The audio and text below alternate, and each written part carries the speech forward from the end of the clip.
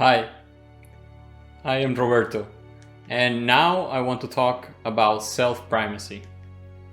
Specifically, I want to talk about some kind of philosophy behind self-primacy.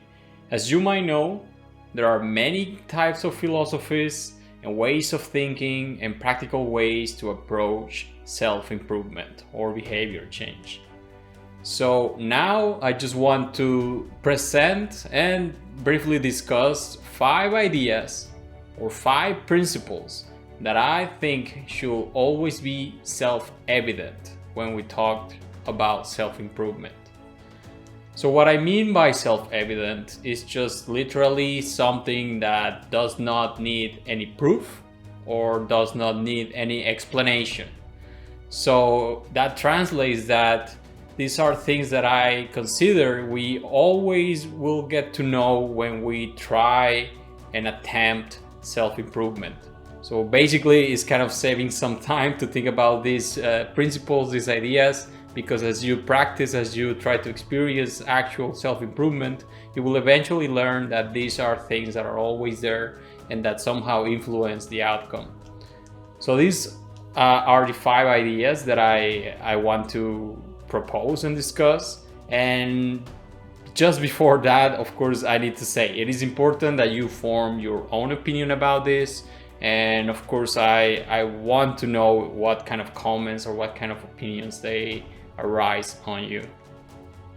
So first, the first principle or the first self-evident idea that I think should always be attached to self-improvement is that goals can always vary across and within individuals.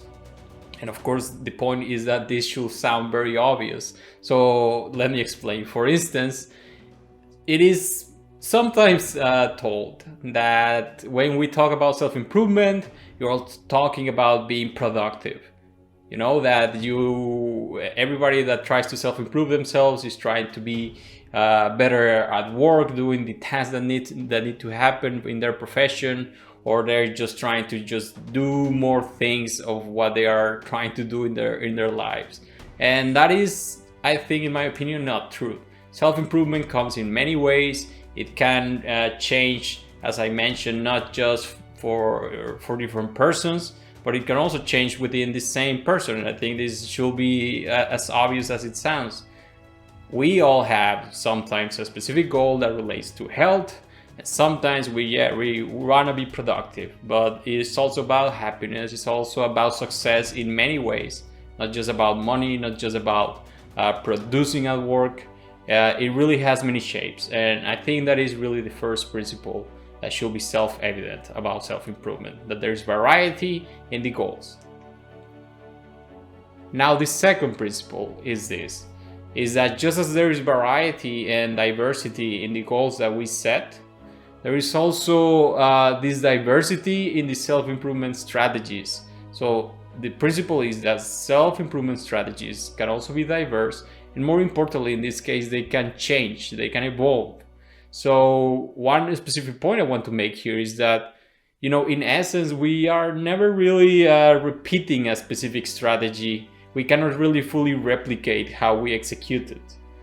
So think about your own process of self-improvement. If you have tried to do a certain strategy to obtain or to reach a certain goal, and maybe it did not work out, you can always try again. But even if you try that same strategy again, there is already a learning process that you experience because you already tried it the first time. And this goes on and on. You can hardly always replicate a similar strategy without considering that you are really getting maybe good at it, or maybe realizing that it's not something that is suitable for you because you don't have maybe a specific skill, or it's just not flowing naturally for you. So this idea basically says that, of course, strategies are just so diverse that we can always try to experiment with new ones, or we can just embrace the fact that one specific strategy can be applied even in many different ways. And that is, I think, something that should be also, like I said, self-evident when you engage in the process of self-improvement. But now let me move on to the third idea, or the third self-evident principle about self-improvement. And this is also, I think, again, this is something that should sound very obvious. And the principle is this: self-improvement takes time, it takes energy, and I mean that in the sense that it can take a specific amount of time along the whole possible continuum. So what I mean is, sometimes self-improvement just takes a few seconds. If you have a sudden realization, if you make a specific plan in your mind, I will consider that to be self-improvement. It might be not that transcendental yet, or it might be if you then accompany that with some actions, with some more specific concrete planning. But yeah, the reality is that self-improvement does not always entail years in the process, or years of a perfectly executed plan. Self-improvement can happen sometimes in an hour, in a few minutes, like I said, in one day, and that's kind of the beauty of it. So there is always this short-term, long-term, life-term possibilities to it. And I have mentioned this before, but I'm always against this idea that when you talk about self-improvement or about these kind of notions, people usually tend to already jump ahead and think, okay, no, but I don't want to be like that, or I don't want to make this the center of my life. Yeah, I mean, those are okay. It's okay to think about that, but it doesn't go that way. There is a lot of steps before that, and you can quickly make changes along that whole path.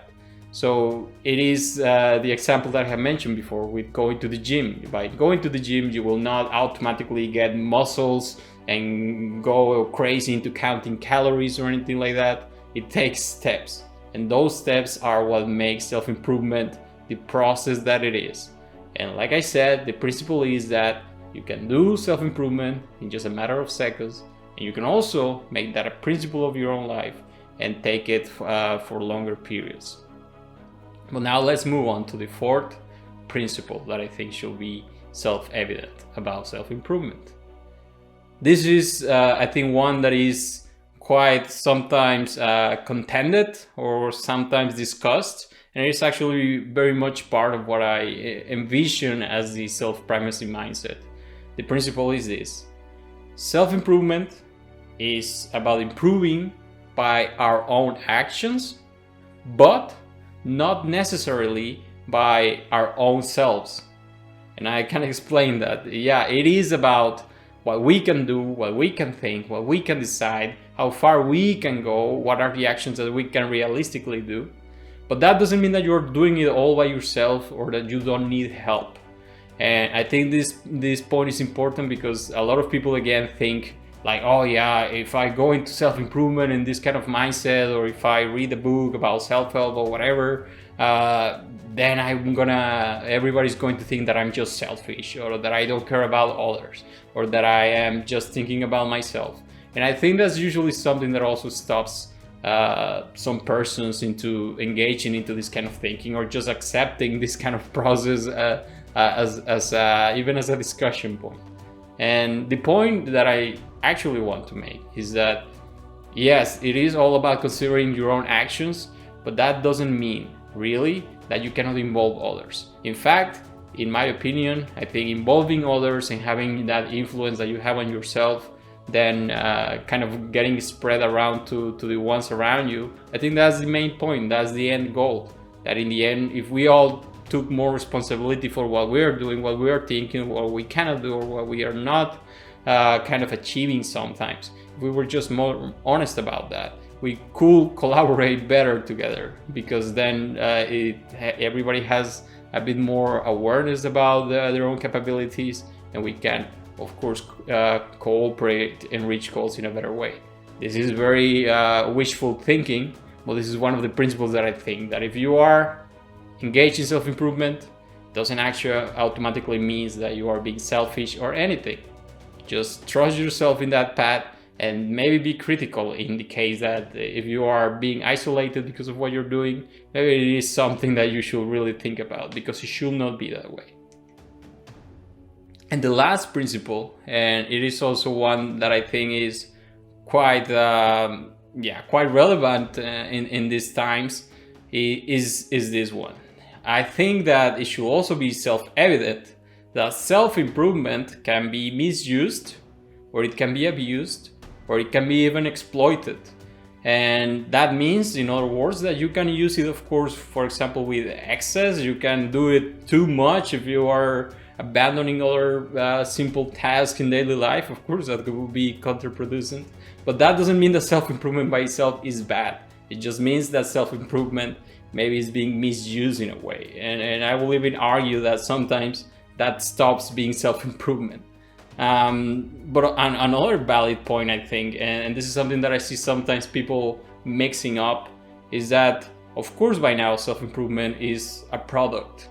You know, there are many softwares, there are many videos like these, many things that are being developed and packaged as a product so that somebody or we all buy it and then get engaged with that and just, you know, benefit others. And it's not always about actually improving ourselves, but about believing that we're doing it, or, you know, just packaging something together and delivering that just to make some money. And I'm not going to discuss the actual facts behind that, but I think it's important that we recognize that, because this, as with many other things in society, they can be exploited, they can be turned into products, and products can be of various quality. So I think if you are engaged in this process of self-improvement, you should also learn to be critical, but of course not be afraid to try out things. And, you know, in the end, you do have to make a conscious decision about what you are acquiring, what you are engaging with. Is it worth your time? Is it not? And it's really up to you. That's, again, easy to say, but it should be, I think, self-evident that self-improvement can sometimes be framed as such, when in reality it's not. And the most important meaning or value for self-improvement is the one that it has for you. So this is the last principle that I wanted to share with you. Now, like I said, these are 5 ideas that I think should be self-evident, but these are 5 things that I have compiled myself from my own experience.